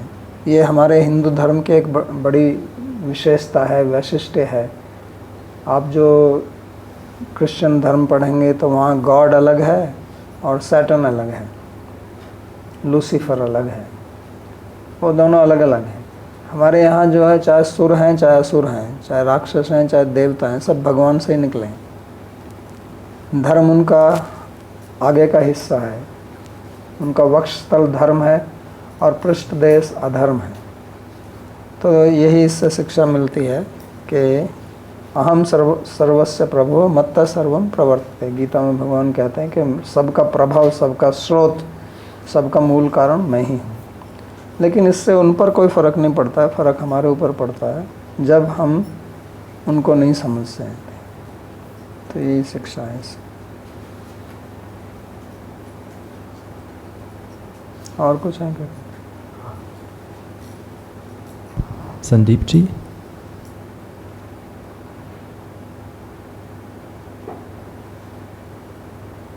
बोलिए।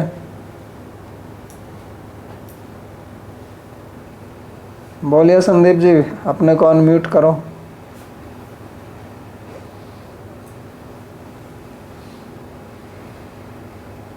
प्रणाम Baba ji Maharaj, can you listen to me now? Yes.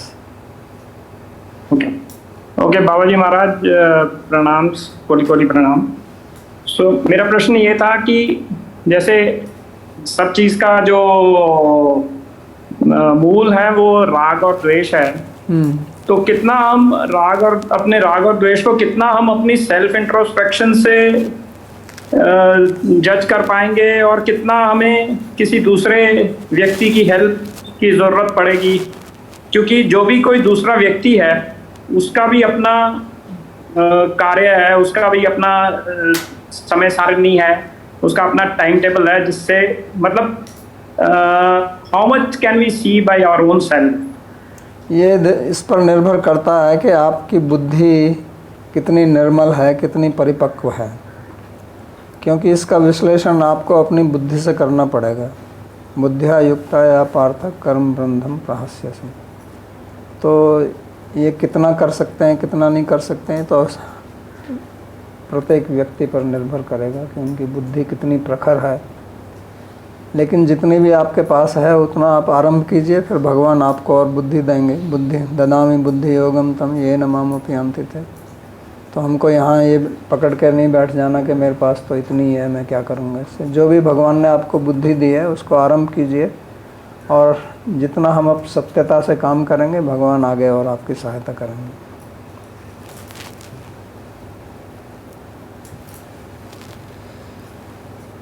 और कोई है? सुविधि जी, बोलिए।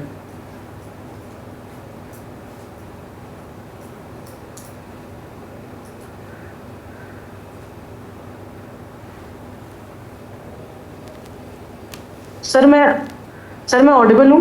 हाँ जी। जी सर, मैं स्टूडेंट हूँ और मेरी लगातार पढ़ाई रहती है, क्लासेस रहती हैं 7-8 या कभी कभी 10 घंटे तक पढ़ाई रहती है। हम जैसे स्टूडेंट हैं, हम कैसे राग और द्वेष को पहचानें ताकि हम अपने लक्ष्य तक पहुँच सकें? क्योंकि स्टूडेंट लाइफ में बहुत सारे ऐसी चीज़ें होती हैं जो आपके दिमाग में हावी होती हैं, जो आपको दबाव क्रिएट करती हैं। तो हम कैसे राग और द्वेष को पहचानें ताकि हम अपने लक्ष्य तक पहुँच सकें? यही मेरा प्रश्न है। तो आपको थोड़ा इस पर चिंतन करने की एक आदत डालनी होगी। सुबह शाम कभी भी 10-15 मिनट आप निकाल लें और उस समय आप अपनी अध्ययन और ये क्या मेरे को ये करना है वो करना है, जो भी आपकी रिस्पॉन्सिबिलिटी उत्तरदायित्व है उनको छोड़ कर केवल अपने ऊपर जो है आप ध्यान लगाएं और सोचें कि कौन कौन सी चीज़ें हैं जो मेरे जीवन में मेरे को कष्ट दे रही हैं, परेशान कर रही हैं। प्राय करके आपसी संबंध जो हैं उनसे पता चलता है इन चीज़ों का। राग उसको कहते हैं कि जिसमें हमारा मन लग जाता है, हमको पता है कि ये काम नहीं करना चाहिए लेकिन फिर भी हमारा मन बार बार उसमें जाता है, उससे राग का पता चलता है। उसी प्रकार द्वेष वो है जैसे आपका किसी से लड़ाई हो जाए, कोई आपको 2 गलत शब्द बोल दे तो दिमाग में वही घूमते रहते हैं, रात को नींद भी नहीं आएगी, सपना भी उसी का आएगा। तो ये द्वेष के कारण होता है। तो ये इसी तरह से आपको विश्लेषण करना है। रात को आप बिस्तर में लेट कर भी कर सकते हैं, सोने से पहले 10-15 मिनट सोचिए मेरे जीवन आज का दिन मेरा कैसा गया, किसके साथ में मेरा द्वेष हुआ, किससे राग हुआ, किसके साथ में कैसा संबंध रहा। इस प्रकार विचार कीजिए। फिर धीरे धीरे आपकी बुद्धि प्रखर होगी। जैसे आप कोई भी चीज़ नहीं जानते हैं, कोई आप जैसे मानो चेस खेलना चाहते हैं, तो ये थोड़ी है कि एक दिन में आप एक्सपर्ट हो जाएंगे, लेकिन जैसे जैसे आप उसका अभ्यास करेंगे तो धीरे धीरे आपकी उसमें प्रखरता बढ़ेगी। गुरुजी, क्या हम राग द्वेष को छोड़कर ही लक्ष्य की प्राप्ति हो सकती? क्या उसके बिना ये संभव नहीं है? आप ये तो मेरे को पता नहीं आपका लक्ष्य क्या है। मैं जिस लक्ष्य की बात कर रहा हूँ वो तो राग द्वेष छोड़कर ही होगी। अच्छा गुरुजी, मेरा लक्ष्य तो IAS बनना ही है, मैं उसी की पढ़ाई कर रही हूँ। हाँ तो कीजिए, लेकिन उसमें भी राग द्वेष छोड़कर आपकी तरक्की अच्छी होगी। लेकिन उससे भी ऊपर जो है लक्ष्य है उसमें भी आपकी सहायता होगी, क्योंकि अंत में आप जो भी लक्ष्य है आपका उससे तो आप आनंद ही प्राप्त करना चाहती हैं ना जी। और वो आनंद जो है वो राग द्वेष छोड़कर ही प्राप्त होगा। जब तक राग द्वेष रहेगा तब तक आपको जीवन में आनंद मिल नहीं सकता। अगर मिलेगा भी तो थोड़ा बहुत ऐसे ही, जिसको फ्लिकरिंग बोलते हैं, आया गया जी जी बिजली की तरह चमक कर चला जाता है, फिर अंधकार दिखाई देता है। जी जी, धन्यवाद गुरुजी, प्रणाम।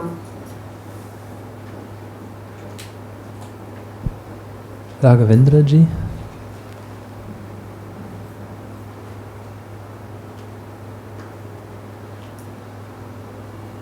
बोलिए। अनम्यूट कीजिए अपने को।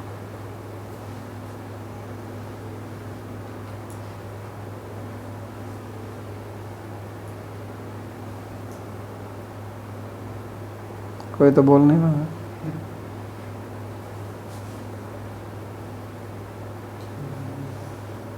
Vilas ji, there are some questions in the Q&A box.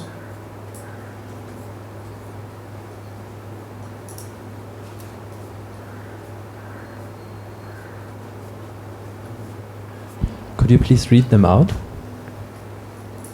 Okay, so one is Navdeep. There are so many dharmas and there is constant struggle between dharma. Then how does one know which dharma to follow and be assured about it? तो ये तो पूछ रहे हैं कि जीवन में बहुत धर्म है और आपस में बहुत संघर्ष चलता है, तो कैसे पता चलेगा कौन सा आपको फॉलो करना है नहीं करना है। तो उसी के लिए तो गीता पढ़ा रहा हूँ ना, ये गीता अध्ययन करेंगे। जब तक आपका अध्ययन नहीं होगा धर्म के विषय में आप नहीं निर्णय ले सकते हैं। तो तो इसलिए इसको पढ़िए, महाभारत पढ़िए, और अगर कोई आसपास में सिखाने वाला है तो उनसे सीखिए, क्योंकि ये एक विषय है, ये ऐसे ही नहीं आ जाता, इसको इसमें बहुत अध्ययन करना पड़ता है। In western countries PPTs are generally material well off while there is no consideration of dharma. What is PPT? I think it means people. People of dharma, regulatory principle. Then how do we understand that dharma is required for being well off? General mass believe what they'll see. तो वहाँ हम general मास की बात नहीं कर रहे हैं, ये कह रहे हैं कि ये बहुत सामान्य बहुत बार ये प्रश्न पूछा जाता है कि पाश्चात्य देश में तो लोग धर्म का पालन नहीं कर रहे हैं। ये आपकी मान्यता एकदम गलत है। और ये मैं पहले ही कहा था कि लोग धर्म को सोचते हैं कि वो चर्च जाता है, मंदिर जाता है, घंटी बजाता है, सुबह स्तोत्र पाठ करता है। मैंने कहा था धर्म का मतलब सत्यता से पालन, सत्य बोलना सबसे पहला। आप विदेश में चले जाइए, जो भी जिन भी देश की आप बात कर रहे हैं, वहाँ लोग अपने काम के प्रति बहुत जागरूक रहते हैं, इसलिए उन देशों ने तरक्की की है। वही तो धर्म है। हमारे यहाँ सब काम थोड़ा दे दो, अगर आपने नहीं देखा तो उसी में चोरी करेगा, वो काम चोर जिसको बोलते हैं। तो खाली वो घर में बैठ के आप जप कर लिया, मंदिर में जाके घंटी बना ली, लेकिन काम में जाके आप जो है दूसरों की चोरी करते हैं, तो वो थोड़ी धर्म है। धर्म का मतलब है आपका हृदय जो है वो सही होना चाहिए। मनसी एकम, कर्मणि एकम, वत्सी एकम, महात्मनाम। जो आप सोचते हैं वही करते हैं और वही बोलते हैं। ऐसा नहीं कि बोल कुछ रहे हैं, कर कुछ रहे हैं और दिमाग में कुछ और है, वो धर्म नहीं है। तो इसलिए ऐसा मत सोचिए कि विदेशों में धर्म नहीं है, लोग धर्म का पालन नहीं करते हैं। वहाँ भी जो बात वो करते हैं, इसलिए तो उनके प्रोडक्ट इतने अच्छे माने जाते हैं, क्योंकि वो उसमें धोखा नहीं देते हैं। यानी कि आपको कुछ दे दिया, 2 दिन बाद ख़त्म, कहानी हो गई। तो एक कहानी बताता हूँ आपको। पंखा बेचने वाला था एक गांव में, हाथ का पंखा। बिजली तो थी नहीं पहले, तो बेच रहा था। तो एक बहुत अमीर आदमी था, तो उसने कहा पंखा ले लो, पंखा ले लो, ज़िंदगी भर कभी नहीं टूटेगा ये। तो उस अमीर आदमी ने सोचा ऐसा पंखा तो हमने देखा नहीं। हम गरीब आदमी बेचारा पंखा भी नहीं खरीद सकता, तो अमीर आदमी खरीदते थे। तो लाया, देखने में बहुत अच्छा लगा पंखा वो, तो उसने पंखा खरीद लिया।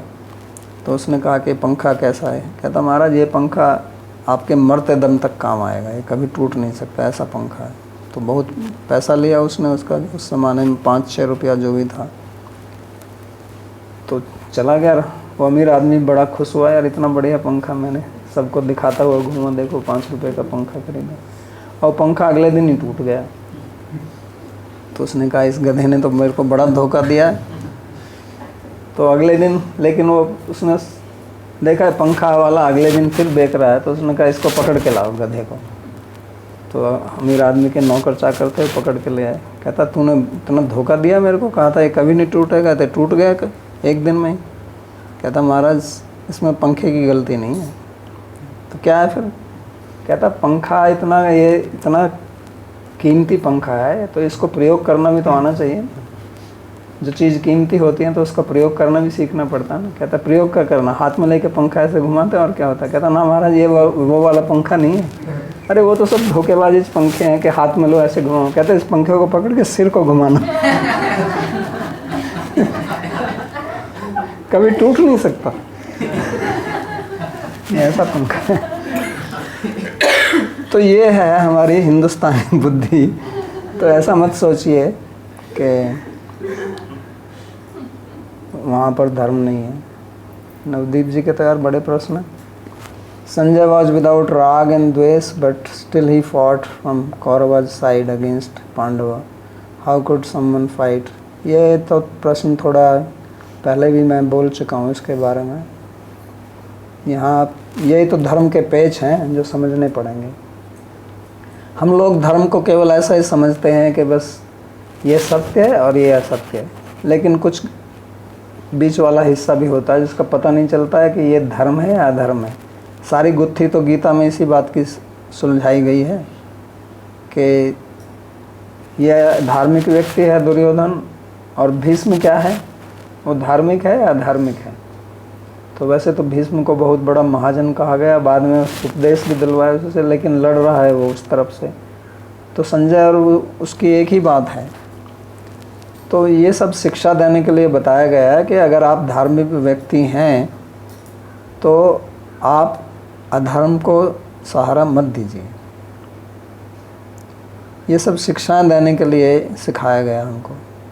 वो राग द्वेष से ऊपर होते हुए भी कौरवों की तरफ से लड़ रहा है, वास्तव में तो उसको वहाँ से नहीं लड़ना चाहिए था। लेकिन अगर ये आपके संजय की तो बात छोड़िए, भीष्म, द्रोण, जितने भी महान व्यक्ति और धार्मिक व्यक्ति थे, द्रोणाचार्य इत्यादि सब, कोई छोटे व्यक्ति नहीं थे। तो ये इनको तो पांडवों की तरफ होना चाहिए था। तो ये महाभारत एक बड़ी जटिल कहानी है और बहुत आवश्यक है इसको समझने की, क्योंकि इस प्रकार की स्थितियां हमारे जीवन में आती हैं जब हमारे सामने एक तरफ धर्म होता है और एक तरफ जो है अर्थ होता है कि यार ये पैसा ले लूँ या ना ले लूँ। कई लोग कहते भी है ना, कहते ले ले फिर इसको धर्म में लगा देना।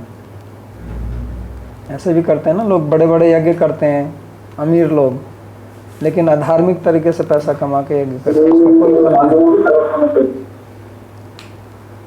तो इनकी भी स्थिति इसी प्रकार है। हाँ जी, चलो जल्दी जल्दी कीजिए। Okay. So why did Dhritarashtra not take the Divya Drishti that Krishna offered him? Because he did not want to see the death of his own sons with his own eyes. Dhritarashtra ने दिव्य दृष्टि स्वीकार क्यों नहीं की? इसलिए नहीं की कि वो अपने ही परिवार का नाश अपनी आँखें से देखना नहीं चाहता था। पूरे जीवन वो आँख बंद करके रहा और अब आँखों से अगर देखेगा भी तो क्या देखेगा?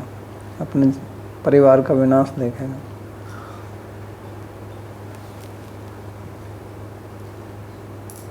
बाबा जी प्रणाम। काम और कर्म एक ही है या कुछ अंतर है? काम जो है, मैं जब काम शब्द का प्रयोग कर रहा हूँ तो मेरा अर्थ उस कर्म से नहीं है। काम हिंदी में कर्म को ही बोलते हैं। हिंदी में काम और कर्म एक ही है, लेकिन काम शब्द जो है वो संस्कृत में कर्म नहीं है। काम का मतलब होता है आपकी इच्छा, कामना जिसको बोलते हैं हिंदी में, उसको संस्कृत में काम भी बोलते हैं और कामना भी बोलते हैं। तो दोनों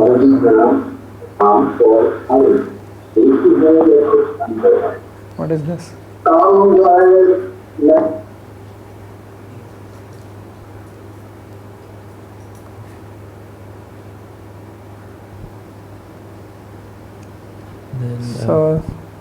कोई बोल रहा है कि वो एक स्लाइड शेयर कर दीजिए, गृह कार्य वाले। नीरजा चौहान नमस्ते, मेरा नाम वेदांत है। वेदांत जी बोलिए, क्या बोल रहे हैं आप? आत्मा और शरीर का कौन सा संबंध है?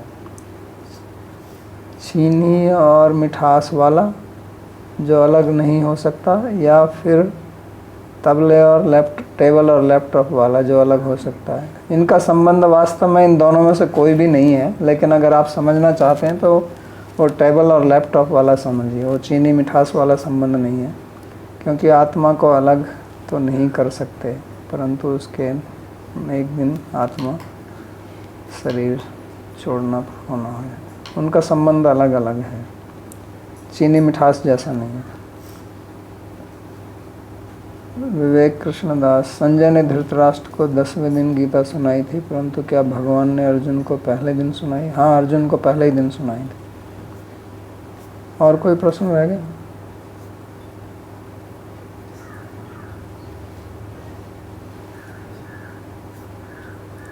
ठीक है। Guruji, why Sanjaya was Nishpaksha? निष्पक्ष मैंने बोला ना, राग द्वेष से ऊपर था। उनका ना कौरवों से राग था ना पांडवों से द्वेष था, इसलिए निष्पक्ष था। निष्पक्ष का मतलब होता है जो किसी एक पार्टी की तरफ नहीं जाता है। जैसे आजकल क्रिकेट मैच चलता है तो इंडिया पाकिस्तान सबसे अच्छा उदाहरण है। तो इंडिया पाकिस्तान का जब मैच होता है तो इंडिया वाले इंडिया की तरफ, ठीक है ना, अगर इंडिया का कोई खिलाड़ी चौका मारता है तो इंडिया वालों का मन खुश हो जाता है ना, और पाकिस्तान वालों को क्या होता है? मायूसी। और जब उनकी तरफ से कोई छक्का मार देता है तो इंडिया वालों का दिल धड़कने लगता है। तो क्योंकि वो निष्पक्ष नहीं है। आप इंडिया पाकिस्तान का मैच निष्पक्ष होकर भी देख सकते हैं और बड़ा मज़ा आएगा तब, लेकिन उसके लिए थोड़ी मेहनत करनी पड़ेगी।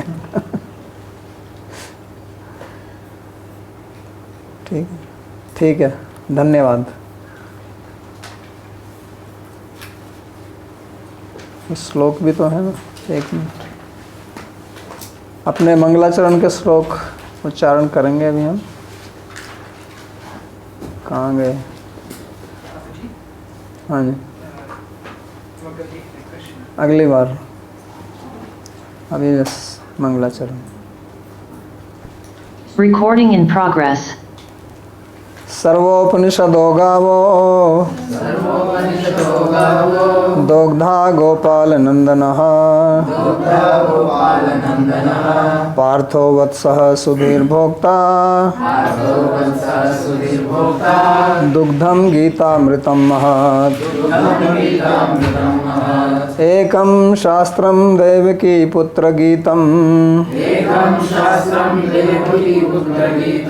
एको देवो देवकी पुत्र एव एको मंत्रस्तस्य नामानि यानि कर्माप्येकं तस्य देवस्य सेवा। कार्पण्यदोषोपहतः स्वभावः पृच्छामि त्वां धर्म सम्मूढचेतः। यच्छ्रेयः स्यात् निश्चितं ब्रूहि तन्मे शिष्यस्तेऽहं शाधिमां त्वां प्रपन्नम्। यत्र योगेश्वरः कृष्णो यत्र पार्थो धनुर्धरः तत्र श्रीर्विजयो भूतिर्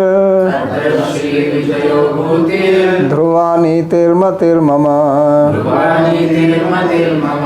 कृष्णाय वासुदेवाय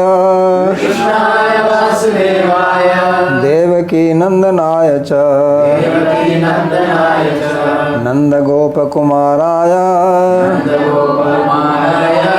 गोविंदाय नमो नमः। नमः पंकजनाभाय नमः पंकजमालिने नमः पंकजनेत्राय नमस्ते पंकजंघ्रये। भवे भवे यथा भक्तिः पादयोस्तव जायते तथा कुरुष्व देवेश नाथस्त्वं नो यतः प्रभो। नाम संकीर्तनं यस्य सर्वपाप प्रणाशनम् प्रणामो दुःख समनस्तं नमामि हरिं परम्। हरि ओम तत्सत्।